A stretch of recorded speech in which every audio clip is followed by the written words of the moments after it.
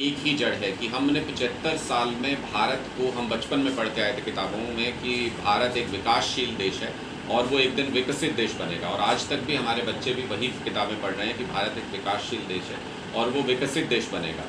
इसके पीछे जो हमारे विचार रहे, जिस तरीके से सरकारों का काम करने का तरीका रहा, जिस तरीके से भ्रष्टाचार का बोलबाला रहा, वो सब चीज़ें इसकी दोषी हैं।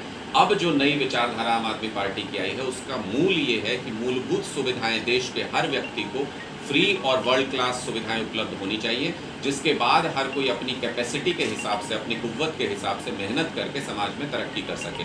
तो मुझे लगता है कि इसी विचारधारा से भारत एक विकसित देश बन सकता है। इसी विचारधारा से जब आप अपने स्कूलों में बिजनेसमैन तैयार करेंगे, जैसे हम दिल्ली में कर रहे हैं, स्कूल के बच्चों के आइडियाज़ को बिजनेस में कन्वर्ट करा रहे हैं, उस तरीके की विचारधारा से अगर आप काम करेंगे तो ना रोज़गार की कमी रहेगी किसी तरीके की, ना लोगों को खाने पीने की दिक्कत होगी, ना गरीबी की दिक्कत रहेगी, और तमाम वो चीज़ें दुरुस्त हो जाएंगी जो मूलभूत सुविधाओं के ठीक होने के बाद विकसित राष्ट्र की तरफ हम बढ़ सकते हैं।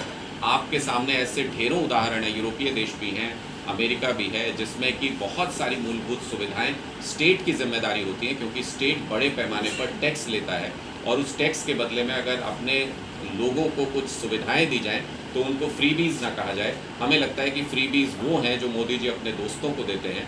10 लाख करोड़ का लोन माफ़ कर देते हैं, हज़ारों करोड़ रुपए लेकर के उनके दोस्त विदेशों में भाग जाते हैं, उनको लुकआउट नोटिस इशू नहीं करते हैं। लेकिन मनीष सिसोदिया जी जो दिल्ली में बैठे हुए हैं, 14.5 घंटे रेड में सहयोग किया जिन्होंने, जो सामने मौजूद है, मंत्री हैं दिल्ली के, उनके खिलाफ लुकआउट नोटिस जारी करते हैं। मुझे लगता है ये सोच का फ़र्क है। भारतीय जनता पार्टी ने ये ठान लिया है कि जो भी व्यक्ति राष्ट्र निर्माण में काम करे, सत्येंद्र जैन ने लोगों की सेहत सुधारने के लिए काम किया, अच्छी अस्पताल व्यवस्था बनाने के लिए काम किया, ईडी की रेड करा दी, उनको गिरफ्तार करा दिया। मनीष सिसोदिया बच्चों का भविष्य सुधारने का काम कर रहे हैं, स्कूल अच्छे बना रहे हैं, उन पर सीबीआई की रेड करा दी। मोदी जी ये सोचते हैं कि जो भी देश के लिए काम करे उसके खिलाफ सीबीआई या ईडी की रेड करा दो। इसका सीधा मतलब क्या? इसका सीधा मतलब ये कि भारतीय जनता पार्टी देश के लिए काम करने वाले किसी भी व्यक्ति को रोकना चाहती है, देश को बर्बाद करना चाहती है।